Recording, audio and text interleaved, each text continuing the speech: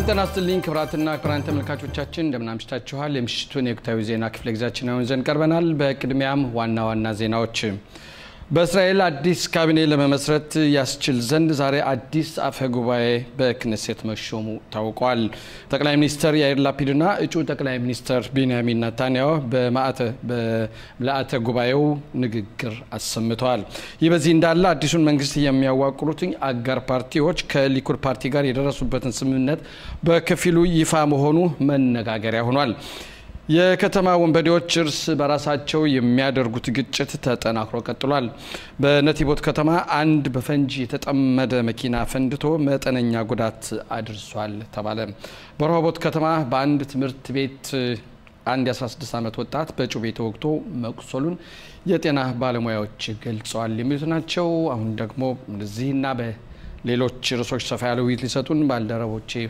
መስመር ላይ ያገኛሉ ሰላም ጤና ይስጥልኝ በቅድሚያ ፋሲል እንደምን አመሸህ ጤና ይስጥልኝ እንደምን አመሸህ ጋቢ ሰላም ጤና ይስጥልኝ አይቸው ጤና ይስጥልኝ ፋሲል እንደምን አመሸህ ጋቢ ሰላም እንግዲህ መዋያ ርዕሳችን ከጋቢ ጋር ትንሽ ለመነካካት ሞክረናል በቀኑ ፕሮግራማችን መንግስት የማዋቀሩ ሁኔታ እንግዲህ ወደ መስመር ያዘ ሄዷልኝ በዛሬው ዕለትም አዲስ አፈ ጉባኤ ተሾሟል እንዴት ታየዋለህ ፋሲል ይሄን ገና ነው ተወሳሳይ ሐሳብ ጋቢ እንደሚሰነዘራ ምናለው ነገር ግን አንድ እርምጃ ወደፊት ሄደዋል ማለት ይቻላል ዛሬ በ64 የክኔሴት አባላት ድጋፍ ለጊዜያዊ ሊቀመንበርነት የክኔሴት አባል ያሪቭ ሌቪን የክኔሴቱ አፈ ጉባኤ ሆነዋል በዚህ ምክንያት ካቢኔው መቋቋም የሚችልበትን መንገድ ለማፋጠን የተለያዩ ህጎች መጽደቅ ስላለባቸው የተመሰረቱት ኮሚቴዎች በሚገባ ስራቸውን ይሰራሉ ነገር ግን መቼ ካቢኔ ይቋቋማል የሚለው ሁኔታ አሁንም ግልጽ ሆኖ አይታይም መጀመሪያ የሚጠርቁ ህጎች አሉ ከዚህ በተጨማሪ እንደሚመስለኝ ከሆነ የሚቀጥለው ሳምንት ያው ሃኑካ በዓል ስለሆነ የክኔሴት ስራ ሙሉ ስራ ላይሆን ይችላል ሙሉ ስራም አይደለም ስለዚህ ያለው ተጨባጭ ሁኔታ ትንሽ ሊያሳስብ ይችላል ያሞኔ ግን በዚህ አይነት ሁኔታ ከቀጠሉና ለመመስረት ከተቃረቡ ተጨማሪ ቀናትንም ለመጠየቅ 4 ቀናትንም ለመጠየቅ ይችላሉ ይሄ ጥያቄ ነበር የሚቀጥለው ጥያቄ ይሄ ነበር ፋሲል በእውነት በዚህ በተሰጣቸው በ10 ቀን ውስጥ እጩ ጠቅላይ ሚኒስትሩ መንግስት ማዋቀር ይችላል ወይ በቂ ጊዜ ያላቸው ወይ ነው ከዚህ በተጨማሪ በአጠቃላይ ሁኔታው ስምምነት ላይ ከተደረሰ ካቢኔ ማቋቋም እድል አግኝቻለሁ የሚል ቃል ጠቅላይ ሚኒስትሩ ለፕሬዝዳንቱ ከሰጡ በኋላ 7 ቀን ጊዜ ያላቸው የ7 ቀን ጊዜ ያላቸው ከዛ በኋላ ካስፈለገም 4 እና 5 ቀን ከዛ በተጨማሪ መጨመር ይችላሉ ግን አሁን ባለው ተጨባጭ ሁኔታ እንደመለከቱ ከሆነ የጋቢን ማስተያየቱን ጠይቀዋልና እንደመለከተው ከሆነ ግን ያለው ጊዜ በቂ መስሎ ይታያል በዚህ አይነት ሰዓት አሁንለት ላይ ደርሱ ይችላሉ እሺ ጋቢ ምን አዳዲስ ነገሮች አሉ ይሁን በመጀመሪያ ደረጃ ፋሲልም እንደገለጸው አሁን የኮሚቴዎች ስራ ነው በተለይ የአደረጃጀት ኮሚቴ እና ደግሞ ሁለት ኮሚቴዎች የተቋቋሙ አሉ እነዚያ ሁለት ኮሚቴዎችም አንደኛው ኮሚቴ የኢታማር ቤንግቪርን የስልጣን ሁኔታ ከፖሊስ ጋር ያለውንና የኢታማጆር ሹሙ በአጠቃላይ ያለውን የስልጣን ሁኔታ የሚያደራጅ ክፍፍል ወይም ደግሞ የሚያከፋፍል የሚሰጥ ስልጣኑን በህጋዊ ደረጃ የሚያስተላልፍ ህግ እንደሚተላለፍ በዚህ ላይ ራሱ ለየት ያለው ኮሚቴ አለ ተጨማሪው ኮሚቴ ደግሞ የሻስ ፓርቲ ሊቀመንበር አሪየደሪ እሱን በተመለከተ ደግሞ ያው ህግ መደንገግ አለበት ከዚያ ውስጥም ደግሞ አብሮ ፒስካታ ይትገብሩት ወይም ደግሞ የከፍተኛው ፍርድ ቤት ጣልቃ እንዳይገባ የሚያግድ ህግ ደግሞ በዚህ ላይ የሚስተላለፍበት ነው የሚሆነው ስለዚህ አሁን በዛሬው ዕለት ጀምረውታል ወዲያውኑ አዲስ ጊዜያዊ አፈ ጉባኤ እንደተመረጠ እንደተሾመ ያው በአደረጃጀት ኮሚቴ በዚያ ላይ ከፍተኛ ውይይት ነበር በዚህ ላይ ይህም በተመለከተ ቢያንስ እንግዲህ አንድ ረቂቅ ህግ በሚቀርብበት ጊዜ መጀመሪያ ያው በክኔሴት ንሲውታ ክኔሴት በሚባለው ወይም ደግሞ በአለው በአፈ ጉባኤው ጽፈት ቤት ከዚያ ቢያንስ እንኳን ለ2 ሳምንት ይቀመጥ ነበር አሁን ግን ይሄ አይሆንም በአጠቃላይ ወዲያውኑ ወደ ህግ ድንገጋው ይገባል ይህም በተመለከተ ነው እንግዲህ ከፍተኛ ውዝግብ በዛሬው ዕለት የነበረው በተለይ ተቀናቃይ ፓርቲዎች አሁን መንግስት የሆነው ወደፊት እንግዲህ ተቀናቃይ ፓርቲ የሚሆኑት የነሱ አባላት እነሱ ለምን ምን አስቸኳይ ጉዳይ ስለተፈጠረ ነው አሁን ይሄ ረቂቅ ህጉ ሌሎችንን ከዚህ በፊት ቅድመ ሁኔታ የሚሰጣቸውን ጊዜ ሳይጠብቅ አሁን ወዲያውኑ ወደ ድንገጋ የሚሄድበት ሁኔታ በሚል ሁኔታም ትች ሲያስተላልፉ ነበር መንግስት ግን ፋሲል እንዳለው ያው መንግስትን ለማቋቋም የሚደረገው ጥረት ግን አሁን በጣም ከፍተኛውን ሂደት ወይም ደግሞ ምናልባት በሚቀጥለው ሳምንት ሮብ ሁሉንም ነገር ያጠናቃሉ ተብሎ ይገመታል እሺ ፋሲል እንደው አሁን የቀኝ የግራ ክንፍሮት ዓለም ተከታዮች ካሁን የሚያሰሙት ነገሮች አሉ ሀገራችን ወደ ሃይማኖታዊ አመራር እየወሰደዋት ነው የቀድሞ ጠቅላይ ሚኒስተር እንግዲህ በታሪክ ውስጥ በእስራኤል ታሪክ ውስጥ የሶስተኛው ቤተ መቅደስ እንዳፈረሱ አድርገው ይመዘገባሉ የሚል ንግግር የተናገሩ ነው አንዳንድ አጋር ፓርቲዎች ደግሞ የሊኩድ አጋር ፓርቲዎች ደግሞ የሚያመጧቸው ነገሮች በሙሉ እስካሁን ድረስ ያልነበሩ ነገሮች አሁን እንዲሆኑ የሚያደርጉት ስራ እውነት ይሄ ነገር ግን እጩ ጠቅላይ ሚኒስትሩ ሀገሪቱን ወዴት እየወሰዷት ነው ጠቅላይ ሚኒስትሩ እንደ ያለው ተጨባጭ ሁኔታ እንደመለከተው ለዘብ ያለ አቋም ይስላሉ ተብሎ ይጠበቃል ዛሬም በመላእክት ጉባኤው ባደረጉት ንግግር እናንተ እንደምትሉት አይደለም በልፊት የነበረው ነገር አይለወጥም የሚል አመለካከት ሰንዝረዋል በአንጻሩ ግን አንተም ታውቃለህ የተቃዋሚ ፓርቲዎች ምን ጊዜም ማሟሟቅና አጋጣሚ መጠቀም ፍላጎታቸው ደግሞ ደንብም ነው ግዴታቸውም ነው ታስታውሳለህ ከምርጫው በኋላ ራሳቸው እንደተመቱ ደንግጠው ነበር የሚመስለው ተቃዋሚ ፓርቲዎች በአጠቃላይ ሁኔታ ነገር ግን በተለያዩ ምክንያቶች ሲፈጠሩ በተለይ በአዚ ማውዝ ምክንያት ትምህርት ሚኒስትርን ጉዳይ በማስመልከት ምክንያት ቀዳዳ አግኝተዋል ቀዳዳ ሲያገኙ ሁለተኛ ነገር ደግሞ የካቢኔው ማቋቋም ጊዜ ሲራዘም ድክመት ያለ መስሎ ስለታያቸው ለምሳሌ መፈክር አድርገው የሚያስተጋቡት አሁን ደጋግሞ ጠቅላይ ሚኒስትሩ ደካማ ናቸው ካቢኔው የሚመራው በስሞትሪችና በተማር ቤንግቪ ነው በሚል አመለካከት ነው ባንድ በኩል ፋሲል ምን አለ መስል እዚህ ላይም ትንሽ ነገሩን እነሱ ለሚሉትም አንተ ቦታ እንድትሰጠው የሚያደርጉ ሁኔታዎች አሉ ለምሳሌ በሚግርብ የሚያደርጉት ሁኔታ አለ አሁን ወይም እኔ እንደዚህ ካለንኩ መንግስት ማቋቋም አይቻልም ይላሉ አሁን ያልነበረ ነገር ወይም ከስምምነት በላይ የሚጨምሩት ነገር አለ ትክክል እንደምትለው ነገር ግን ያሞነው የፈለገው ነገር ካቢኔው ከተቋቋሙ በኋላ የሁሉ ህግ ከወጣ በኋላ ጠቅላይ ሚኒስትሩ ያልፈለጉት ነገር ይተገበራል ብለህ ታምናለህ ከሆነ ምን ብለው አይ ዶንት ኖ ገባ የሆነ ብላው ይችላል ግን ጠቅላይ ሚኒስትሩ የማይፈልጉት ነገር ሊተገበር አይችልም እንደኔ አመለካከት ነው ብለህ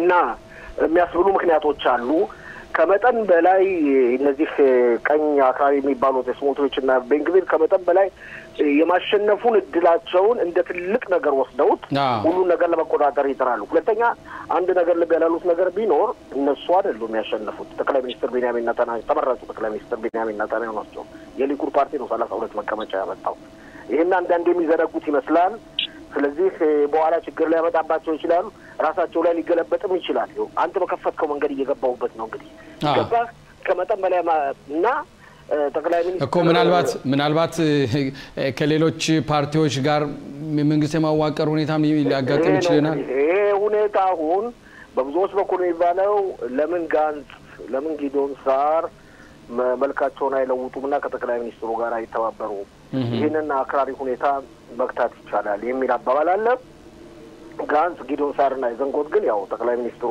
በፍርድ ቤት ወንጀል ላይ ተከሰው ስላለ አሁንም እንደባለቀም ከሚለው ውሳኔያቸው ወደ ኋላ አላሉ አንዳንዴ ደግሞ ለምሳሌ ከላካያ ሚኒስተሩ የሚናገሩት ነገር አለ ጠቅላይ ሚኒስተር ቢንያሚን ኔታንያሁ በእነዚህ በአጋር ፓርቲዎቻቸው በሃይማኖቶች ፓርቲዎቻቸው የሚጠይቱን ነገር ሁሉ የሚሰጣቸው በፍርድ ስላለበት አሁን በህግ ሁኔታ አንተ ያለው እንደ በህግ ስለተያዘ ነው እና በዚህ ጭንቀት ስላለበት ሰጣቸዋለህ ነገር ግን ዲሞክራሲው መብት የሚነካ ከሆነ የሀገራችን ዲሞክራሲ መብት የሚነካ ከሆነ ከጠየከን እጃችን ዘረግልሃለን ብሎ አነጋገር ብለዋል ይሄ ምንድነው የሚያሳየው ይሄን ፍላጎት ነው ማለት ነው በአንድ በኩል የልብ ብለህ እንደሆነ ቤኒ ጋንጽ የመከላከያ ሚኒስትሩ ባሁን ወቅት ያየር ላፒድን ይሄን ያላሙ ከሱ ያየር ላፒድን በተለያዩ ሁኔታ እየወቀሷቸው ነው ባለፈው ጊዜ በድልድይ ያደረጉት ሰላማዊ ሰልፍ በማስመልከት በሌላ በኩል ደግሞ ጠቅላይ ሚኒስትሩንም እየዘለፉ ነው ጠቅላይ ሚኒስትሩንም እየተናገሩ ነው አንተ እንዳልከው እጅን ዘርጋለን እያሉ ነው እንግዲህ አሁን እንደሚመስለኝ ከሆነ እንደኔ አመለካከት ይህ መንግስት ማቋቋሙ አይቀርም ከተወሰኑ ጊዜያቶች በኋላ ሁኔታዎች ሊለዋወጡ ይችላሉ ነገር ግን ጠቅላይ ሚኒስትር ቢንያሚን ኔታንያሁ ከፍተኛ ኃላፊነት አለባቸው ተብሎ እየተጠበቀ ነው የባሰው ጥንቅጥ እንዳይገቡ ግን ለማንኛውም ገና እንዳለው ጋቢ ሮብ አካባቢ መንግስት ይመሰረታል የሚል ግምቱ ተንዝሯል ገና በሚኒስትሮች ሹመት ደረጃ ከማለትም ከአጋር ፓርቲዎች ጋር ስምምነት ላይ ቢሆኑም ገና በሊኩድ ፓርቲዎች ዘጋ ነገር የለም ችግር ነው ገና ብዙ ተወራዳ አለው እሺ አሁን ስክሪሳችን ቀይርና ስፖርት ዘጋቢያችንን መስመር ላይ ይገኛል ኤሬስ ተናስተልን ተናስተላይቸው ተናስተላይ ፋሲል ተናስተላይ ጋቢ እንደምን ዋላችሁ ኦፓዛ የዛሬ አለባበስ ደግሞ ስፖርታዊ ሳይሆን አይታየኝ ምን መስሏል አንዴ አለባበሱ ተወቀ በኋላ በስልክነኛ አላው ታየው እንግዲህ እና ጋቢ ያየነው ነው እንግዲህ በኋላ ላንተ አልነግርህም እንዴት እንደለበሰ በኋላ እንድትመለከተው እንፈልጋለን ባራክ ኦባማን መስሎ ነው የመጣ እንዴ በጣም ይገርም ነው ኦባማ ጋቢ እንግዲህ ኦባማ ስራችን ነው እሺ ኤረዝ እንግዲህ አንተ አሁን ስለተቀላቀልክ ማንተል ጀመረና ዛሬ ምሽት አርጀንቲናና ክሮአቲያ ግጥሚያ አላቸው ለመጨረሻው ፍጻሜ ለመድረስ ማን እንዴት እስኪ ያለህን አመለካከት ዛሬ ማታ እንግዲህ በ9 ሰዓት ከባድ የሆነ ጨዋታ ይካሄዳል እንግዲህ ካታር ላይ የሚደረገው ጨዋታ ሁሉም በጉጉት የሚጠብቀው ነው አርጀንቲናዊ ካታር ታልፋለች የሚባለው አርጀንቲና ወይም ክሮኤሺያ ታርፋለች ማን ያልፋል የሚባለው በጣም አወዛጋቢ ነው ባለም አቀፍ ደረጃ አትኩሮት የሚኖረውና ብዙ ከሚሊያርድ የሚቆጠሩ ህዝቦች እንደሚመለከቱት ነው ግምት ለመስጠት በጣም አደጋች ነው ክሮኤሺያ ወይም ክሮአቲያ ስታውቀው በጣም ከባድ ቡድን ስልተኛ ቡድን ነው እስከ 90 ደቂቃ ያለ ምንም ድንጋጤ የሚጫወቱ ተጫዋቾች ናቸው ከዚህ በተረፈ የአርጀንቲና ቡድን ስናየው ደግሞ ምናልባት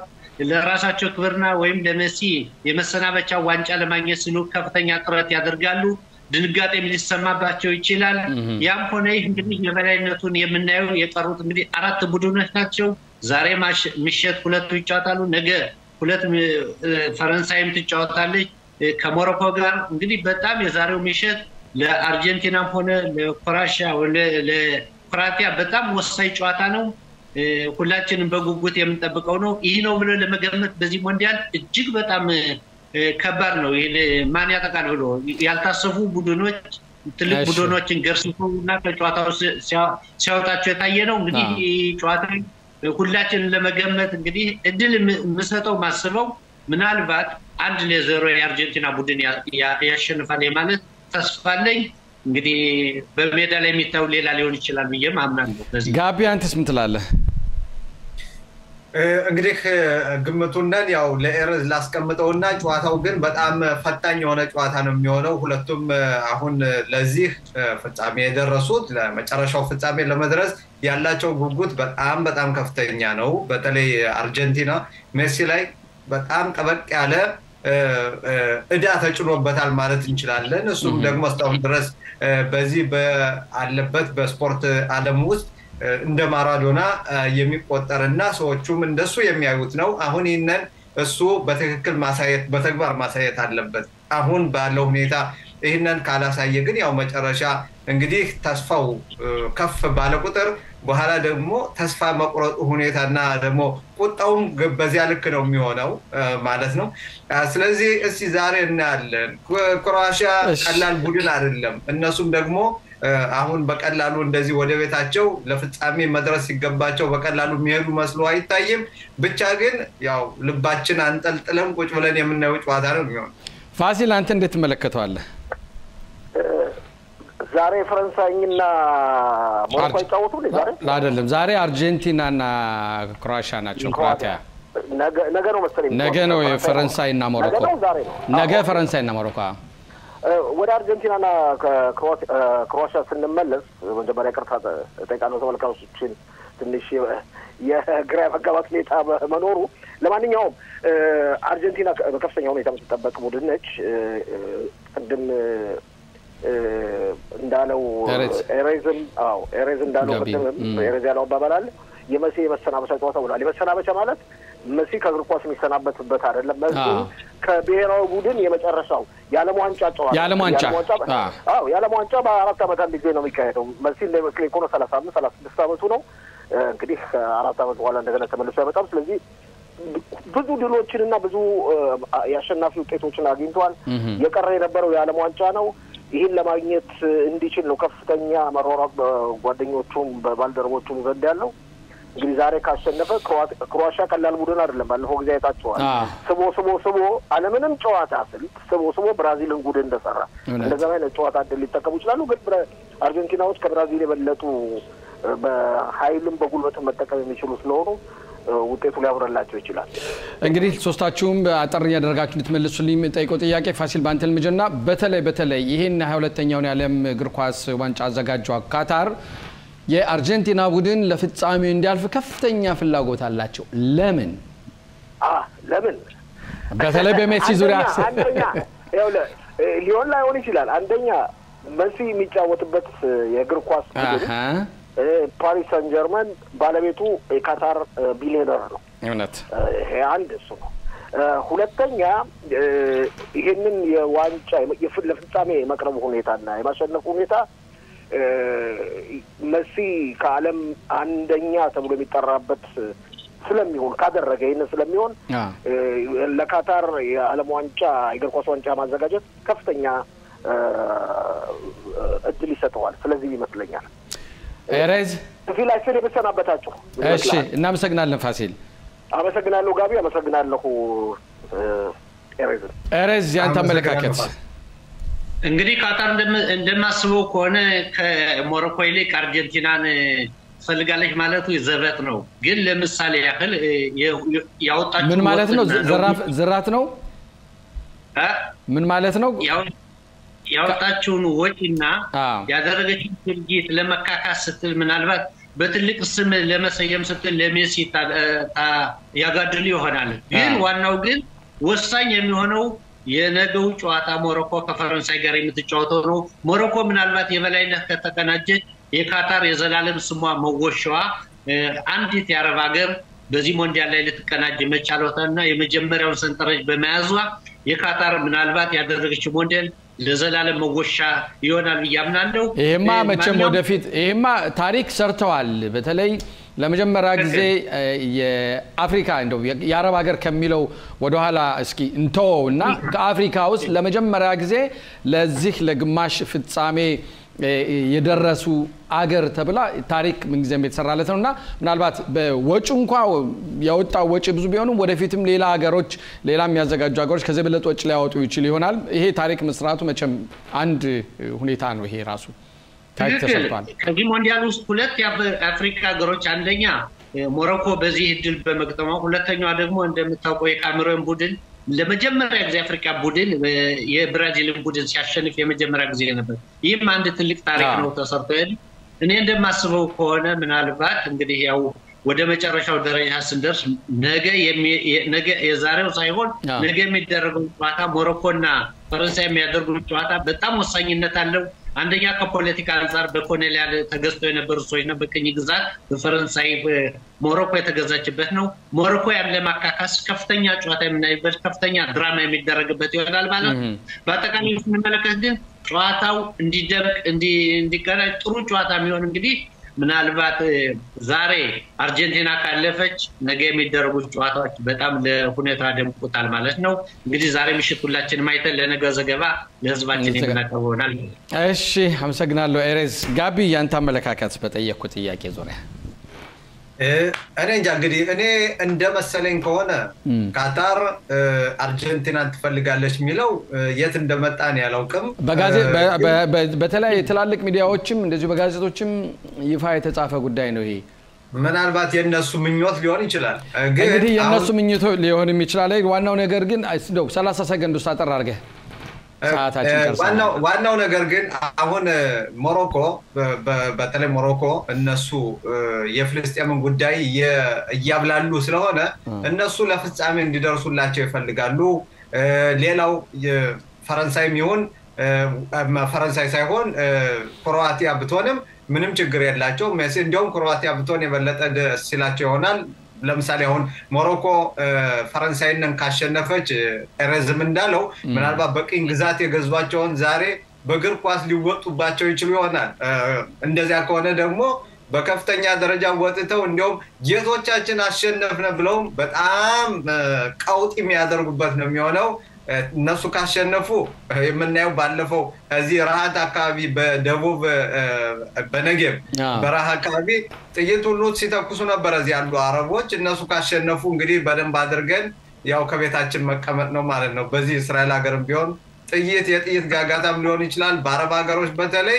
ይሄ የተለመደ ነው ያ እንዳይሆን ደግሞ ያው አስቀድመን እንዳልፖሊስ መዘጋጀት አለብን ለፖሊስ ራስ ምታት እየሆነ ነው ማለት ነው ይሄ ጉዳይ ስለዚህ እንደኔ ሐሳብ ደግሞ በጠይቀ ለምሳሌ አሁን ለምን ካታር አርጀንቲና ለፍጻሜ እንድትደርስ ይፈልጋል የሚለው ያው እንግዲህ ቀደም ሲል ፋሲልን ጠቅሶታል ሜሲ የሚጫወትበት ክለብ ፓሪስ ሳን ጀርመን የባለቤቱ ካታራዊ ስለሆነ ምናልባት የሱ ቢሸጥ እንኳን ዋጋው ከፍ ሊል ይችላል ማለት ሜሲን ለማለት ያህለውና ለዛም ሊሆን ይችላል የሚል እንግዲህ ይሄ የኔ ራስ ያመለካከት ነው ካታር ገንዘብ አላነሳቸውም የሚደፉት ገንዘብ ወጥቷቸዋል በዚህ የገንዘብ ጉዳይ አይመስለኝም ለዛ ነው እንግዲህ ከ200 ሚሊዮን ዶላር በላይ ልጆች አይቼው አጠራርጋ ፓሪስ ሳን ጀርማንን ሳይሆን ሲቲን የተለያዩ ቡድኖችን በእንግሊዝ ሀገር እንደገዛችና አሁን የምታራምደው የካታር ኤርላይንስ ወይም የካታር አውሮፕላን ኩባንያ እነዚህ በብዙ ነገሮች እንትን እየሰጡ ኤጀንሲ እየሰጡ ነው የሚገኙት ካታር በተለያዩ ሀገሮች ግሯን በስፖርት በእናንተ እየሰደደ ሁኔታ ለማበልጸግና ለማስተዋወቅ የምታደርገው ነው በዚህ መሳሪያው ነው ማለት ነው እኔም እንግዲህ ሬዝ አንተ እንዳልከው ያንተን ሐሳብ በመጋራት ለአርጀንቲና ክለብ መልካም እድል እየተመኘው ነገ ምንዋይበት ይሆናል ተመልካቾቻችን ማስተዋወቂያ እንታል ከማስተዋወቂያ በኋላ እንመለሳለን ሬዝና ባልደረባ ያመሰግናለሁ ጋቢ ወደ ኋላ በድጋሚ እንገናኛለን ማስተዋወቂያ ከማስተዋወቂያ ተመልሰናል ክብራትና ክብራን ተመልካቾቻችን አሁን ደግሞ መስመር ላይ ቀድሞ የክኔሴት አባል ዶክተር አብርሃም ንጉሴ ይገኛሉ ጤና ይስጥልኝ ዶክተር አብርሃም ንጉሴ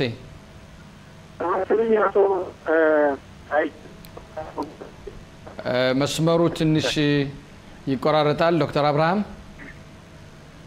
ጤና ይስጥልኝ አቶ አይቸው አቶ ጋቢ አድማጮቻችን ተመልካቾቻችን ጤና ይስጥልኝ በድጋሚ ባልደረባዬ ጋቢ ጤና ይስጥልኝ አይቸው ጤና ይስጥልኝ ዶክተር አብርሃም እሺ ዶክተር አብርሃም ሲጥያቄን በርሶ ልጀምርና ያው እንደተለመደው እንግዲህ አንተ እያልኩ እንድጠራህ ኮዲ ፍቃድህን እንዲሆን ጠይቃለሁ እሺ ዶክተር አብርሃም እስኪ ኡክራይና ከሩሲያ ጋር የሚተካሄደው ጦርነት በብዛት በሚዲያዎች ሲነገር ነበር እየተረሳ የመጣ ይመስላል አሁን ያለበት ደረጃ ደግሞ ኡክራይና መልሶ የማጥቃት ዘመቻ እንደቀጠለች እና ድልም እየቀናት ይነገራል ያለው ተጨባጭ ሁኔታ ምን ይመስላል አዎ ያለው ተጨባጭ ሁኔታ በአሁኑ ጊዜ ኡክራይና የበላይነትን ያረጋገጠች እየመጣች ነው ይሄም ሁኔታ ለዓለም ትንሽ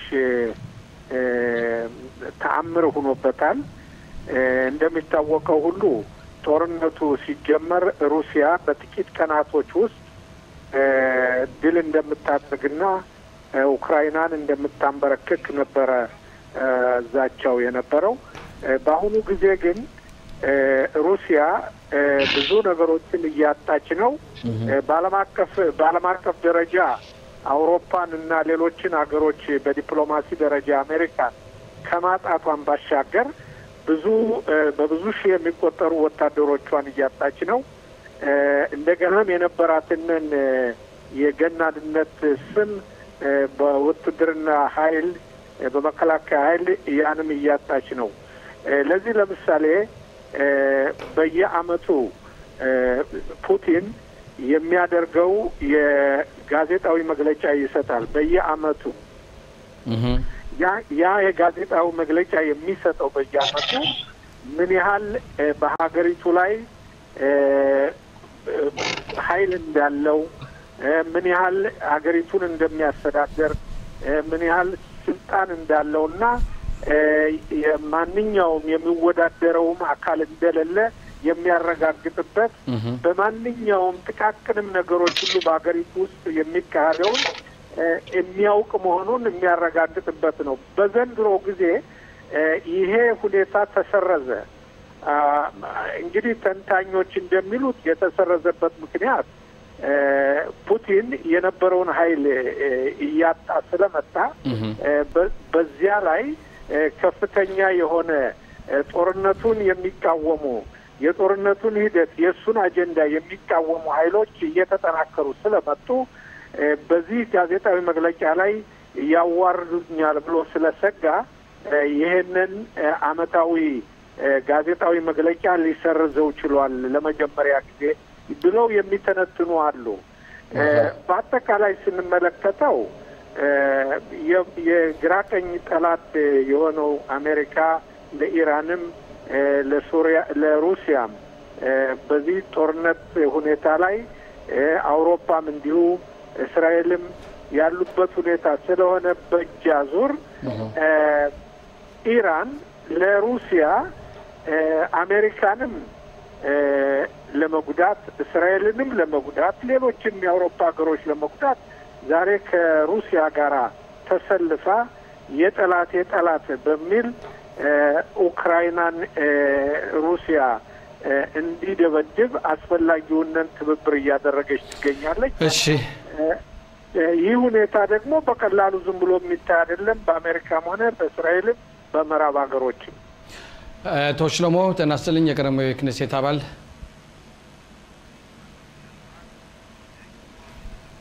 ኦኬ ጋቢ ወደ አንተ ልምጣና ለአንተም ተመሳሳይ ጥያቄ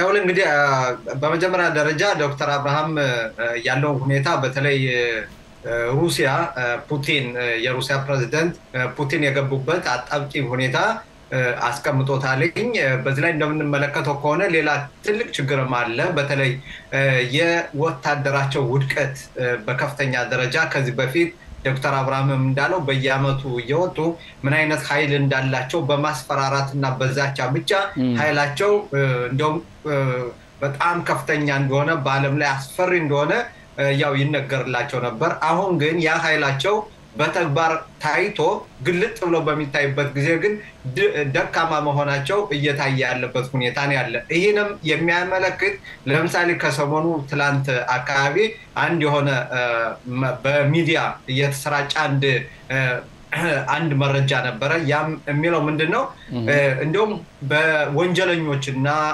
አንዳንድ በግድያ በነፍስ ግድያና በተለያየ ወንጀል የተጠረጠሩና ታስረው የነበሩትን እነሱን ፑቲን ለነሱ ምህረት እየሰጠ ግን ወደ ውትድርና ወደ ውጊያ ሄደው እንዲገቡ በዚህ ላይ በመስማማት አስገብቷቸው ነበር ይላሉ። በትላንትናው ዕለት የነበረው ዘገባ እንደሚለው የዛምቢያ ተወላጅ የሆነ ያው ሞስክቫ ለትምህርት ሄዶ ከዚያም በሆነ ወንጀል ለ9 አመት ተፈርዶበት ነበር። ለሱ ግን ይሄንን ምህረት ተሰጥቶታል ተብሎ ቤት ነው ተገሎ የተገኘ ዩክሬን ውስጥ። እዚያ ላይ አሁን የሚያሳየው ምንድነው ፑቲን ከፍተኛ ችግር በውስጡ እያጋጠመው ያለበት ሁኔታ ነው ያለ። በርግጥ በዛሬው ዕለት የዩክሬን ፕሬዝዳንት ዘለንስኪ ከተለያዩ የዓለም አቀፍ መሪዎች ጋር በመነጋገር እንደውም ጉዳዩንም በሰላም እንቋጭ የሚል መልእክትም ያው እያስተላለፉ ነው የሚገኙ። በሩሲያ በኩል ከፍተኛ አጣብቂኝ ውስጥ ናቸው ያሉት። ጋቢ አመሰግናለሁ። የቀድሞው ክኔሴት አባል አቶ ሽሎሞ ተናስተልን እንደገና አቷቸው ተናስተልን ቅድም መስመሩ በደንብ አልተስተካከለም አልሰማሁትም ነበር። ምንወያይ ያለነው ርዕስ እንግዲህ ዩክሬን እና ሩሲያ የሚያደርጉት ጦርነት አሁን ያለበት ተጨባጭ ሁኔታ ምን ይመስላል በሚለው ዙሪያ ነው። በመጀመሪያ ጦርነቱን በተመለከተ ዞር ብለን ለምሳሌ ከተወሰኑ ወራቶች በኋላ ሄደን በመናይበት ጊዜ ፑቲን አስቦት የነበረው በ24 ሰዓት እስከ 48 ሰዓት ውስጥ ዩክሬንን የሚያንበረክካት ነው። ግን እኔ እንደመስለኝ ከሆነ የፑቲን ከሂሳብ ያላስገባው ነገር አለ። የዩክሬን እና የራሻ ጦርነት ብቻ አይደለም የምዕራብ ሀገሮችና የራሻ ጦርነት ማለት ይቻላል። ለምሳሌ ሩሲያን የሚደግፉ ሀገሮች እንደ ኢራቅ እንደ ኖርዝ ኮሪያ ቻይና እንደዚሁም ሱሪያ እንደዚህ አይነት ሀገሮች በተለይ ዩክሬን ራሻ ከኢራን ጋር አድርጋ ያለችው ወዳጅነትና በተለይ አጥፍቶ እንመጣበታለን ወደ ኋላ በዚህ ርዕስ ወደ አጥፍቶ ጠፊ ድሮን ወይም ሰው አልባ የሚበረው አውሮፕላን አልባ በራሪ ያን መስራታቸውና ያን ከኢራን ተቀብሎ በዛ እየተዋጋ የጦርነቱን ስልት ቀይራለሁ ብሎ ነበር። ግን የምዕራብ ሀገሮች የአውሮፓ ሀገሮች በተለይ አሜሪካ በመረጃ በመስጠት በሳተላይት በማገዝ እንደዚሁም የገንዘብ ድጋፍ የጦር መሳሪያዎችን በጣም ዘመናዊ የሆነ የጦር መሳሪያዎችን በመስጠታቸው ፑቲን ሊችላቸው አልቻለም። ስለዚህ ጦርነቱን እኛ ማየት ያለብን ዩክራይን ራሻን ብቻ ታገለች ወይም ማለት ሳይሆን ከጀርባ አውሮፓውያንና አሜሪካና አውሮፓ ከፍተኛ ድጋፍ እያደረጉ ራሻን ለማንበርከክ እስካሁን ድረስ በእርግጥ የራሻ ወታደር ችሎታውን ያሳየ አይደለም። በነገራችን ላይ የጦር ተንታኞች በፊት ሲናገሩ ነበር የራሻ ወታደር እንደሚባለው አይደለም፣ እንደሚታሰበው አይደለም፣ በጣም ዘመናዊ ያልሆነ የላሸቀ የጦር ማሰራዎች ጥሩ ያልሆነ ሞራሉ የወደቀ ወታደር ነው እያሉ ከዛ በፊት ሲናገሩ ነበር። አንዳንዶች ደግሞ የራሻን የበላይነት አጋንነው የሚናገሩ ነበር። ስለዚህ አሁን ውጤቱ እንዴት ነው? ይሄ ነው። ግን አሁን የራሻ እና የዩክሬን ጦርነት ደግሞ በዓለም ላይ ከፍተኛ የሆነ የኑሮ ውድነትን አመጣን። በተለይ አውሮፓ ውስጥ አሁን ጋዝ የለም፣ ነዳጅ የለም፣ ክረምት ነው። አውሮፓ ውስጥ ጋዝና ነዳጅ የምትሰጠው ራሻ ነበረች። ራሻ ባምቦቿን ዘግታለች። እንዲያውም ራሻ አሁን ነፍጥና ጋዝ ወደ አውሮፓ መሸጥ ስለማትፈልግ ወደ አፍሪካ ሀገሮች ለመሸጥ ከፍተኛ ጥረት እያደረገች ነው። ያ ማለትም ገንዘብ ገቢን ለማስገባት። ስለዚህ ጦርነቱ በእርግጥ እስካሁን ድረስ ዩክራይን የበላይነትን ብታሳይም ግን በቀላሉ እያለቀ አይደለም። እሺ ዶክተር አብርሃም ወደ አንተ ልምጣና አሁን በእውነት ይሄ ዩክራይንና የሩሲያ ጦርነትም ከእስራኤል ጋር የሚያገናኘው ሁኔታ አለ። ለምሳሌ የኢራንና የሩሲያ መቀራረብ ሁኔታ እንዲሁም ከእስራኤል ጋር ያላት ሩሲያም ከእስራኤል ጋር ያላት ግንኙነት በአሁኑ ሰዓት ምን ይመስላል? የዚህ ተጽዕኖስ እንዴት ነው? ወዴት እየወሰደን ያለ? በመሰረቱ በቀጥታ የሆነ የእስራኤል ጣልቃ ገብነት በዚህ ሁኔታ የለም። ሆኖም ግን አሁን የኢራንና የሩሲያ ወዳጅነት መጠንከሩና ኢራንም ደግሞ የሰራቻቸውን መሳሪያዎች እንደ ድሮን እንደዚህ የመሳሰሉትን በኡክራይና ጦርነት ላይ ልምምድ ማድረጓ እነዚህ ነገሮች ሁሉ የሩሲያ ታላላቅ ሳይንቲስቶችና የኒውክሌር ባለሙያዎች ኢራንን ለምታደርገው እርዳታ አጣፋ ወይም ብድር ለመመለስ ፓይለቶቿን ሁሉ እንደሚያሰለጥኑ ይሄ ሁሉ ይተነተናል። እነዚህ ነገሮች እስራኤልን ያሰጋሉ። የሚያሰጉበት ምክንያት ምንድነው? አንደኛ ኢራን የኒውክሌሩን ሂደት ልታካር ትችላለች። ሩሲያም ደግሞ በሶሪያ ውስጥ ያለውን የወታደር ኃይሏን አይቶ እንዳላየ ዝም እንዲል የኢራን ኃይል በሊባኖንም ሆነ በሶሪያ እንዲሆን ሊያደርጉ ይችላሉ። የእስራኤልንም ነጻነት በተሞላው መንገድ ወደ ከኢራን ወደ ሂዝባላ የሚተላለፈውን መሳሪያ በየቦታው እየተገኙ እንደሚያወድሙት ሁሉ ምናልባት ሩሲያ ይሄንን ሁኔታ ለእስራኤል ነጻነት ላትሰጥ ትችላለች የሚል ፍራቻም አለ። ይህ ከሆነ ሩሲያ እና እስራኤል ጥሩ ሁኔታ አይመጣም ማለት ነው። በአሁኑ ደረጃ ግን እስካሁን ድረስ ሩሲያና እስራኤል ቀጥታ የተጋጩበት ነገር የለም። ኡክራይናም ኢራን ለሶሪያ ይሄን ከሰጠች እስራኤል ያለሽን በጣም ዘመናዊ የሆነ የአየር ዲፌንስ ወይም የአየር መከላከያሽን ስጭኝ እያሉ ኡክራይና ይጠይቃሉ። እስራኤል ግን ከሩሲያ ጋር ጠብ እንዳይሆን በማለት ለጥያቄያቸው መልስ እስካሁን ድረስ አልሰጠች። እሺ ጋቢ ያንተ አመለካከት? ከፍተኛው ስጋት ምንድነው? አሁን ዶክተር አብርሃም የጠቀሰው ጉዳይ አለ። ሱሪያንን በተመለከተ ሊባኖስን በተመለከተ የኢራን ጉዳይ ከፍተኛ ስጋት በእስራኤል እና በአውሮፓ እንዲሁም በአሜሪካ እየፈጠረ ያለው ምንድነው? በተለይ ኢራን ሰው አልባ የሚበሩ ድሮኖች ወይም ደግሞ አውሮፕላንን ለሩሲያ አበርክታለች ሰጣለች። አሁን ሌላ ደግሞ የሰጠችው በስምምነታቸው መሰረት ሩሲያ እነዚህን ከኢራን ይመረቱ የነበሩትን በሩሲያ መሬት ወይም በሩሲያ ሀገር ውስጥ እንዲመረቱ ያ ከሆነ ደግሞ የሩሲያ መሐንዲሶች እነሱ የበለጠ ይህንን ሰው አልባ የሚበረውን አየር በማሻሻልና ወይም ደግሞ ሌላ የበለጠ ቴክኖሎጂ በመጠቀም አሻሽለው በመጠቀም በማስገባት ይህን የበለጠ ዘመናዊ ያደርጉታል። ይህ ሆነ ማለት ደግሞ ይህ ቀጥታ ወደ ኢራን ይተላለፋል። ኢራን ደግሞ በዚህ ላይ ሌሎች በእስራኤል ላይ ጥቃት ልታደርስ ትችላለች። ለምሳሌ አሁን ለሂዝቦላ ማስተላለፍ፣ ለሐማስ ልታስተላልፍ ትችላለች። እስራኤል ምን ማድረግ አለባት በዚህ ላይ ታዲያ? ይሄን ማስቆም አትችልም ወይ? እንግዲህ እስራኤል ሩሲያንን በዚህ ጉዳይ ላይ ማስቆም አትችልም። ምክንያቱም ሩሲያ እንደምናውቀው እነሱም እስካሁን ድረስ ወደ ዩክራይንም የገቡበት ዋነኛው ምክንያት ያው በኒውክሌር መሳሪያ ያንን 10 ጊዜ እየተናገሩ ነው። ሌሎች ጣልቃ የሚገቡ ከሆነ ይህንን እንጠቀምበታለን የሚል ዛቻ እያስተላለፉ ነው። ስለዚህ ይህን ስጋት ወይም ደግሞ ይህንን ደጀን በማድረግ እየሰሩ ያሉ እስራኤል ደግሞ ከሩሲያ ጋር ቀጥታ የወታደራዊ ግጭት መግባት አትፈልግም። ስለዚህ አሁን ያለው ሁኔታ በእርግጥ እስራኤል ያላትን ለሩሲያ የምታስተላልፈው መልእክት ታስተላልፋለች። ቢሆንም አሁን እስራኤል ሌላ አማራጭ የላትም። ለምሳሌ በሱሪያ ውስጥ ከሆነ ያንን የፈለገ ይሁን ብላ ያው ጥቃት ትወስዳለች። በሊባኖስ አሁን ተጀምሯል። አሁን ይሄ ነው ትልቁ ተግዳሮት የሚሆነው። አሁን ከኢራን ወደ ሊባኖስ ቀጥታ የሚገባ ከሆነ ያኔ ይሄ ትልቅ ተግዳሮት ለእስራኤል ይፈጥራል ማለት ነው።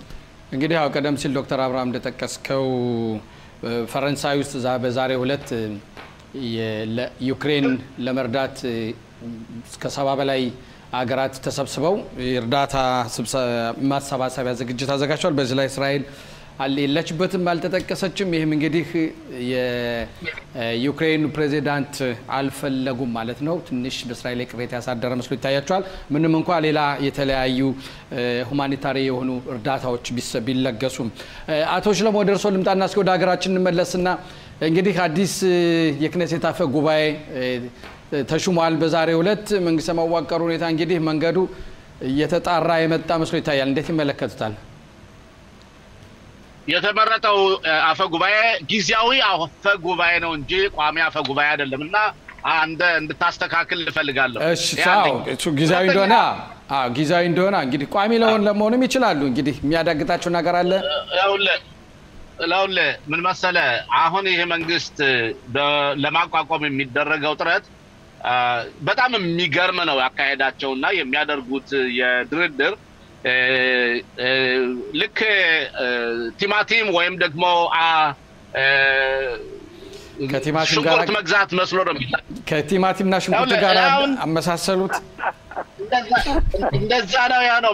ምክንያቱም ከገበያ ሹቅ ሂደህ ማለት ነው ከእንትኑ ጋር ትከራከራለህ። ስለዚህ አምጣልህ ይናዳ በአጠቃላይ የሀገሪቱን ኦላዋይነት የሀገሪቱን ሁኔታ በምን አይነት መካሄድ አለበት እንዴት መካሄድ የሚገርም ነገር ግን ከሁሉም የሚገርም ማለት ነው የቤንያሚን ኔታንያሁ እና ዶክተር አብርሃም እንደዚሁም እርግጠኛ ነኝ እነ ጋቢ በጣም ጎበዝ ፖለቲከኛ ነው እያሉ ሲያሞግሱት የነበረ ነው። እኔ የለውበት ምን ናቸው ነበር መጠየቅ እነሱ እንዴት አይነት ቆይ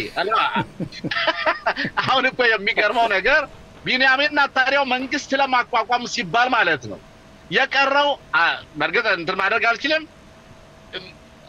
በጣም የሚያፈቅሯትን ሚስት እንኳን አሳልፈው ለመስጠት የተዘጋጁ መስሎ ነው የሚታየው። ያልሰጡት ነገር የለም መንግስት ለማቋቋም እስከዚህ ድረስ። እሺ ድረስ ነው አቶ አብርሃም ቆይ ልንገርህ እነ ጋፍኒ ወሰዱ። አሁን እንደው ምን አደረጉ መሰለህ? አሁን በተለይ ትናንትና የወጣው መረጃ ምን ይላል መሰለህ? ሻባት ኤሌክትሪክ እንዳይመረት የሚገርም ነገር ነው። ለምሳሌ አንተ ለምሳሌ ቅዳሜ ቀን ወይም በሌላው ቦታ ውሃ የምትወድ ከሆነ ሜዲትራኒያን ባህር ዳርቻ ሄዶ ለመዝናናት ከፈለክ ለምሳሌ መጀመሪያ መጠየቅ ያለብህ ይፈቅዱልኛል ኻሪዲዎች አይስ አይፈቅዱልም ይያልክ ማለት ነው እነሱ መረጃ እንግዲህ የሴትና የወንድ የመዝናኛ የባህር ዳርቻ አሁን ካለው በተጨማሪ የተለየ ሌላ ይጨመር የሚል አቋም እንዳመጡ ነው እጩ ጠቅላይ ሚኒስትር ምን ነገር እንዳልተስማሙት ተናግረዋል በግልጽ አጠር አድርገው ከምላሳቸው ህዝቡን ለማረጋጋት በጣም ተቃዋሚነት ስለተሰማ ነው እንጂ መጨረሻ ላይ ጋፍሬንን ያውቃለው ዶክተር አብርሃም እንደሚያውቀው ኻሪዲዎች ያውቃሉ ለምሳሌ የሺባ የሚቀመጡ ሰዎች 50% ባጀት ተመድቦላቸዋል ያውቃሉ ምን እንደሚያደርጉ ናታንያውን ያስፈራሩ የፈለጉትን ነገሩን አሁን ተይዟል ምን መሰለ እሺ አጠር አድርጋቶች ሰዓታችን እየጨረስን ነው ተይዞ ያለው ምን መሰለ ኻሪዲዎች ከናታንያው የበለጠ ለመውሰድ ጋፍኔና ደርኢ ተወዳዳሪዎች ናቸው ስሞትሪችና ቤንግቪር ተወዳዳሪዎች ናቸው ማን የበለጠ ከናታንያው ይቀበል ነው ስለዚህ አንተ ደግሞ አንተ አቶ አይቸውና ዶክተር አብርሃም ሳል ወሰዱና እናንተም ተቀበሉ በቀላሉ ታገኛላችሁ የፈለጋችሁት ነገር ዶክተር አብርሃም ለዚህ ምላሽ እስኪ እሺ እንግዲህ መቼም አቶ ሽሎሞና መሰሎቹ የግራ ክንፎች አሁን በዚህ የምርጫ ውጤት ላይ በጣም ግራ ገብቷቸዋል የተጨነቁ ይመስላል በጣም ተጨንቀዋል በአንድ በኩል ዲሞክራሲ ባለፈው ለአባስ 56 ሚሊያርድ ሸከል ተሰጠ 6 ማንዳት ያለው ለምን ጠቅላይ ሚኒስትር ይሆናል በሚባልበት ጊዜ ዲሞክራሲ ነው ይሉ ሲጮሁ ቆዩ አሁን ህብረተሰቡ በሀገሪቱ የዲሞክራሲ ህግ መሰረት ምንም ክስ ቢመሰረትባቸው ምንም ሽሎሞ እንደሚለው የሽንኩርት ገበያ ሚስታቸውን እስከሚባል ቢባልም ቢንያሚን ናታንያሁ ጥሩ መሪ ናቸው ሲል የእስራኤል ህብረተሰብ መረጠ ስለዚህ 36 ወንበር ሰጥቷቸዋል በዚህ ላይ ምን ማድረግ አለባቸው እንደገና ወደ 6ኛ ምርጫ መሄድ ወይስ መንግስት ማቋቋም ስለዚህ ያላቸው አማራጭ ከአጋሮቻቸው ጋር ከሀረዲሞችና ከሀርዳሊም ጋር መንግስት ማቋቋም ነው ለሀገሪቱ ከተባለ ለህዝቡ ከተባለ እነ ጋንጽና እነ ላፒድ ያልሆነ የግል ቂማቸውንና የግል ሂሳብ መወራረዳቸውን ስተው ከናታንያሁ ጋር ነፃ የሆነ መንግስት ማቋቋም ይችሉ ነበር አልፈለጉም ስላልፈለጉ እንደገና ወደ 6ኛ ምርጫ መሄድ አያስፈልግም ካለው ፓርቲዎች ጋራ ከቀኝ አካሎች ጋራ መንግስት ማቋቋም ነው በሰንበት ኤሌክትሪክ በሰንበት ቀን ኤሌክትሪክ እንደማይከለከል ጠቅላይ ሚኒስትሩ ከክነሴቱ ላይ ገልጸዋል ቢንያሚን ናታንያሁ ስለዚህ ዝም ብላችሁ የቆጡን 10ሩን አትጨብጡ የቀይ መንግስት ይቋቋማል ቢንያሚን ናታንያሁ ጠቅላይ ሚኒስትር ይሆናሉ ለ4 አመት መንግስት ይገዛል እስከ 4 አመት ግን እንዳትፈነዱ ታገሱ ይሄ ነው አቶ ሽሎሞ አጠራርክ ሰዓት የለንም አንደኛ አቶ አብርሃም በጥያቄ ብቻ ለማለፈው አቶ አብርሃም ቢንያሚን ናታንያሁን የሚያምኑት ከሆነ እኔም ደስ ይለኛል እርግጠኛ ነኝ ቢንያሚን ናታንያሁን ካላቸው ቅርበት የተነሳና የፖለቲካ እንዴት ብለው እንደተጋለሉ ስለሚያውቁ በዚህ ምክንያት አብርሃም ስለሚያውቀው ከቅርቡ ማለት ነው እኔ እንደማቃቸው ሁሉ ቢንያሚን ናታንያሁን ሌሎች የፖለቲካ ፓርቲዎች ደግሞ አያምኑትም ለምሳሌ ከጋንጽ ጋር አብሮ ገብቶ ጋንጽ ጋር ተጋብቶ ጋብቻ ፈጽመው መጨረሻ ጋብቻውን ባለፈ ክረምት ቤት ይሰራል ወይ አቶ ሽሎሞ ባለፈ ክረምት ቤት ይሰራል ወይ ቆይ አቶ ሽሎሞ ይኸውልህ የሀገር ጉዳይ ፖለቲካ እና የህዝብ አደራነት መቀበልና የግል ጉዳይ በአንድ ላይ አይሄዱ ለምን አንተ የህዝብ እሺ አሁን ሰዓታችን እየጨረስን ነው አጠር አድርጋችሁ በፖለቲካ ውስጥ በመጀመሪያ ደረጃ መታየት ያለበት የህዝቡ የሀገሪቱ ሁኔታ ነው ጥቅም ነው መታየት ያለበት እንጂ ናታንያሁ በግል ዋሽቷል፣ ቃሉን አልጠበቀም። በዚህ ምክንያት ይሄ የግል ጣጣ ነው። የግል ጣጣ በጎን ትቶ ለሀገር ጉዳይ መሰለፍ ያስፈልጋል። ስለዚህ ጋንጽም ሆነ ላፒድ ሌሎችም ሊበርማንም ሆነ ይሄንን ሁኔታ በኃላፊነት መውሰድ ለተፈጠረው ሁኔታ በኃላፊነት የሚጠየቁት እነዚህ ሰዎች ናቸው። ምክንያቱም ለሀገሪቱ ቢፈልጉ የሀገሪቱን ደህንነት ቢፈልጉ ከልኩድ ጋር መንግስት ማቋቋም ይችላሉ። እሺ ዶክተር አብርሃም አንድ ጊዜ ወደድንም ጠላንም እሺ አንድ ጊዜ መቼም ባልደረባዬ ጋቢ ይቅርታ ብዙ ሰዓት አልሰጠንም። በተለይ አቶ ሽሎሞ ባሉት ነገር ብዙ የምትናገረው ነገር አለ ብዬ አምናለሁ። ያንተን አመለካከት እንስማ።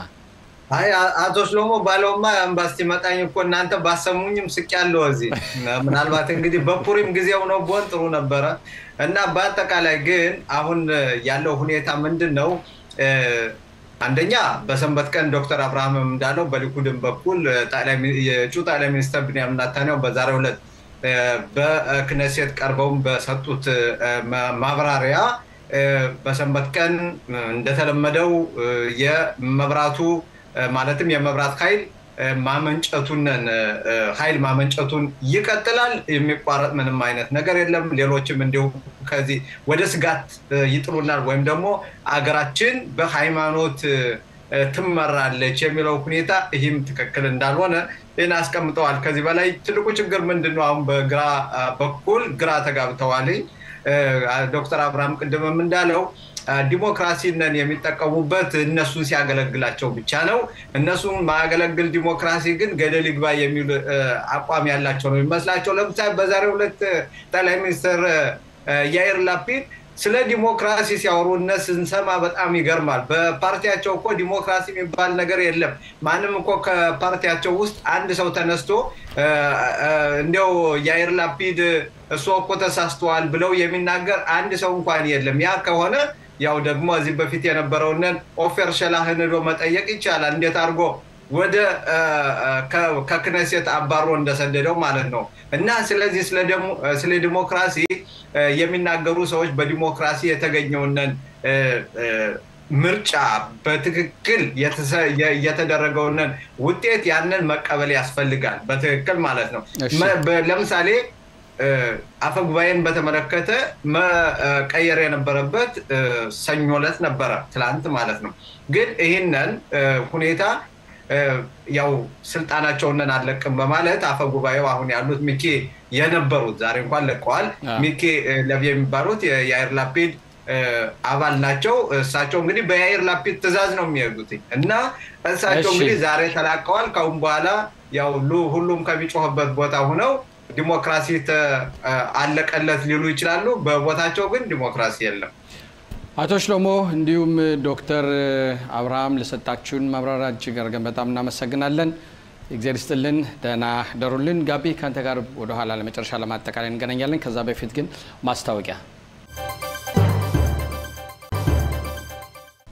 ከማስታወቂያ ተመሰናል። ክቡራትና ክቡራን ተመልካቾቻችን አሁን የአየር ጸባይ ሁኔታ በዛሬው ዕለት ዛሬ ምሽት ሃይፋ 14 ዲግሪ ሴንቲግሬድ፣ ቴል አቪቭ 16፣ ኢየሩሳሌም 17፣ ቤርሼባ 13፣ ኢላት 16 ዲግሪ ሴንቲግሬድ፣ ሃይፋ ነገ 21 ዲግሪ ሴንቲግሬድ፣ ቴል አቪቭ 23፣ ኢየሩሳሌም 19፣ ቤርሼባ 23፣ ኢላት 27 ዲግሪ ሴንቲግሬድ ይሆናል። እንግዲህ ስርጭታችን እያጠቃለለ ነው። ከዛ በፊት ግን የማጠቃለያ ርዕስ ይኖራል። ኢትዮጵያ ያለችበት አሁን ተጨባጭ ሁኔታና በተለይ የኢትዮጵያ ጠቅላይ ሚኒስትር ዶክተር አብይ አህመድ ወደ ዋሽንግተን ተጉዟል። በትናንትናው ዕለት በድጋሚ ጤና ይስጥልኝ ፋሲል። ጤና ይስጥልኝ። እንዴት ተመለከትከው ይህን ጉዳይ? እንዲሁም ጋቢ ጤና ይስጥልኝ። ጋቢ በድጋሚ ያው ለሃይቸው ጠቅላይ ሚኒስትር አብይ አህመድ የኢትዮጵያን አንድነት ለማስከበር ብዙ ትችቶች በተለያዩ ሁኔታዎች ሊሰነዘሩ ይችላሉ። ፋሲል እሺ፣ ፋሲል መልስ ከመስመስ ከሚስተካከለው ወደ ጋቢ ልምጣና ጋቢ እንዴት ተመለከትከው? እንግዲህ በፋሲል የጀመረው ያው የኢትዮጵያ ጠቅላይ ሚኒስትር ዶክተር አብይ አህመድ በኢትዮጵያ በኩል ድርድር እንደሌላቸውና እሳቸውም የኢትዮጵያን አንድነት የግዛት አንድነት አረጋግጠዋል። አሁን ባለው ሁኔታ እንዴት ነው ሊያረጋግጡ የሚችሉ? እንዴት ነው የኢትዮጵያ ግዛት አንድነት ሊያረጋግጡ የሚችሉ? በአንድ በኩል ጦርነት ሲከፈት፣ በአንድ በኩል ደግሞ በገዛ ርዕሰ ከተማቸው አዲስ አበባ ውስጥ ስንት ረብሻ ነው፣ ስንት ብጥብጥ ነው ያለ በአሁኑ ሰዓት። እንዴት ነው የኢትዮጵያን አንድነት አስከብሎ አስጠብቋል ብለን አፋችን ሞልቶ መናገር የምንችለው? የግዛት አንድነት እያስጠበቁ ነው ስንል ለምሳሌ ትግራይ ውስጥ በትግራይ ክልል ማለት ነው የመገንጠል አዝማሚያ ነበረ። የግዛት አንድነት ከመገንጠል መዳን ነው። አሁን ያለው ሁኔታ ደግሞ ማረጋጋት መስራት አለባቸው። በአጠቃላይ በአገሪቱ የሚደረጉትን ጽንፈኛነትንና ሌሎችን በተመለከተ የሚደረጉ በተለይ በወለጋና በኦሮሚያ ክልል ያሉ ግጭቶች እነሱ ከፍተኛ ደም መፋሰስ እያመጡ ነው። ግጭት እንዴት ነው ግጭት ሊባል የሚችለው? ይሄ ለምሳሌ አሁን ተጨፍጫፊና ተጨፍጫፊ ያለበት እንጂ ሁለቱም ግጭት ምንለው እኮ በሁለቱም ወገን ወይም በሁለቱ ቡድን ሲገዳደሉ ወይም ሲጨፋጨፉ ነው። ይሄ ግን አንድ ጎጽ ነው መጥቶ ሰላማዊውን ህዝብ የሚገድልና ለሚያሳድድ ያለ እንዴት ነው ግጭት ማለት የሚቻለው? ማለትም እንግዲህ ግጭት ስል እኔ የኢትዮጵያ የመከላከያ ሰራዊትም አንዳንዴ ገባና ሸኔ ላይም የተለያዩ ጥቃቶችንም እያደረሰ ነው። ባለፈው ለምሳሌ ወደ ወራ አካባቢ በድሮን ከፍተኛ ድብደባ አካሂዷል። ስለ እንዴት ነው አሁን ሌሎችን አሁን እየተገደሉ ያሉት ንጹሃን ናቸው። የመንግስትነን ማለትም የመከላከያ ሰራዊቱን አይደለም ሸኔ የሚባለው ይሄ ቡድን እየጨፈጨፈ ወይም ደግሞ ገጥሞ ፊት ለፊት ገጥሞ እየተዋጋ ያለ ግን ንጹሃን ዜጎችን ግን እየገባ እያገተ እየጨፈጨፈ እየገደለ እያሳደደ ያለበት ሁኔታ ነው ያለ። በዚህ ላይ የኢትዮጵያ መከላከያ ሰራዊት እስካሁን ድረስ የወሰደው ምንም አይነት የወሰደው አቋም የለም ወይም እርምጃ የለም እየተባለ እየተወቀሰ ነው ያለ። እስኪ ወይ ፋሲል አመለካከት ፋሲል ተመልሷል። ፋሲል ይኸውልህ በአንድ በኩል እኔ ጋቢ ያለውን በመከተል ነው መሰንዘር እንፈልገው። ጋቢም ያለው እኮ ባጭሩ ግጭት የለም ማለቱ ወይም ጦርነት የለም ወይ ሰላማዊ ሰዎች አልተጨፈጨፉ ማለት አይደለም። በተለይም በአማራነታቸው ተለይተው ጭፍጨፋ አልተደረገባቸው ማለቱ አይደለም። እየተጨፈጨፉ ነው፣ እየተገደሉ ነው። ይሄ ነገር ተቀባይነት የሌለው ነው። መንግስት መፍታት ያለበት ግዴታ ነው። እንዴት መንግስት ካሁን ደስ የመፍታት አቃተው? መፍታት ያቃተበት ምክንያት እንግዲህ ሁላችንም እንደምናውቀው የትግራይ ክልልና ኦሮሚያ ክልል ሲመለከት ኦሮሚያ ክልል በጣም ትልቅ ክልል ነው።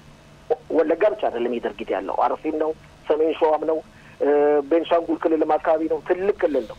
የመጀመሪያውን ቁጥር የያዘ ህዝብ በኢትዮጵያ ያለው በኦሮሚያ ክልል ነው እና መቆጣጠር አለበት፣ መግታት አለበት። በአንጻሩ ደግሞ ያነሳው ጥያቄ ነበር ሌላም ጥያቄ አዲስ አበባን ተጨባጭ ሁኔታ በአዲስ አበባም አስተዳደሩ በመውሰድ ላይ ያለው እርምጃ ሁሉንም ያስቆጣው ለዘብተኛ አቋም ያለውን ሰው በሙሉ አስቆጥቷል። ማለትም የኦሮሚያ መዝሙር ይዘመር፣ የኦሮሚያ ባንዲራ በትምህርት ቤቱ ሰንደቅ ዓላማ አስቆጥቷል። ግን ይህን ያህል የእርስ በርስ ጦርነትና የሰው ደም የፈሰሰበት ሁኔታ የለም አዲስ አበባ ውስጥ። ይኸውልህ ፋሲል አሁን ይሄ ምን አለ መሰለህ ይሄ ደም ተፋሷል ማለት ሳይሆን የሚታየው ሁኔታ ምንድነው ወደዛ የሚያስኬድ መንገድ መስመር ነው ተይዞ ያለው በአሁኑ ሰዓት። ትክክል ነህ። እንዳይሄድ ትክክል አይደለም የሚሉ ብዙዎቹ ጠቅላይ ሚኒስትር ርዕዮተ ዓለም የሚደግፉ በሙሉ በኢትዮጵያዊነት የሚያምኑ በሙሉ ይሄን አንተ የምትለውን አመለካከት እየሰነዘሩ ነው። ስለዚህ ይህ ልጅ አድጎ ጎርምሶ ችግር ከመፍጠሩ በፊት መቀጨት አለበት የሚለውን ርዕዮተ ዓለም እየተከተሉ ነው።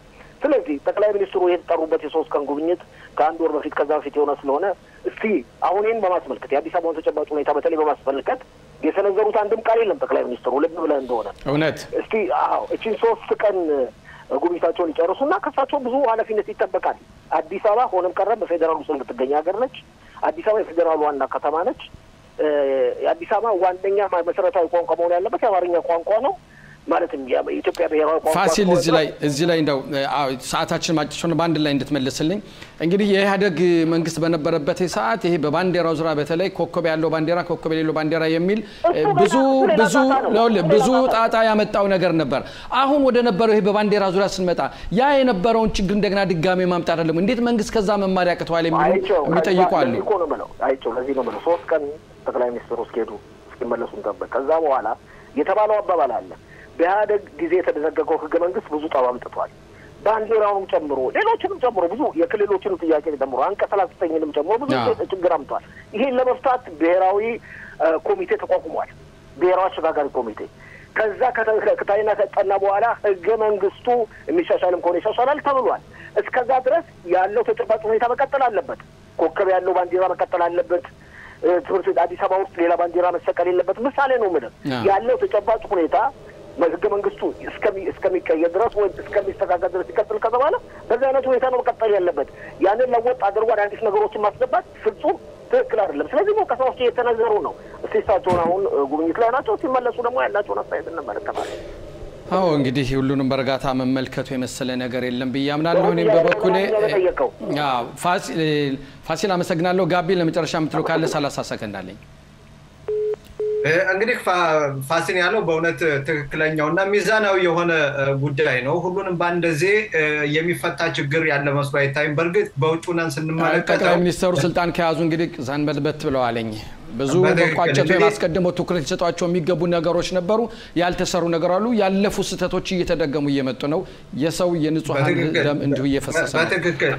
በትክክል አይቸው ግን በዚህ ላይ አሁን ያለው የዘር ፖለቲካ አደረጃጀት አለ። ያን በመጀመሪያ ደረጃ ማስተካከል ያስፈልጋል። ያን ካስተካከሉ በኋላ በአንድ የሚከድበትን ሁኔታ ያን ፋሲልም እንዳለው ያው በዚህ ላይ ኮሚቴም ተቋቁሞ ስላለ ስራውን ሰርቶ መጨረሻ ላይ ወደ ማስተካከል ይገባሉ ብለን እናምናለን። ጋቢ አንተም እንግዲህ ከመጀመሪያው እስከ መጨረሻው ድረስ ለሰጠህ ማብራሪያ ስለቆየ እጅግ በጣም እናመሰግናለን። ክቡራትና ክቡራን ተመልካቾቻችን የምሽቱ የወቅታዊ ዜና ክፍለ ጊዜያችን እስካሁኑ ነበር። በፌስቡክ እና በዩቲዩብ ቀሪ ዘገቦቻችንና ሌሎች ፕሮግራሞቻችን መከታተላችሁን ቀጥሉ እያልን ነገ በተመሳሳይ ፕሮግራም በድጋሚ እስከምንገናኝ እስከ ነገ መልካም ሌሊት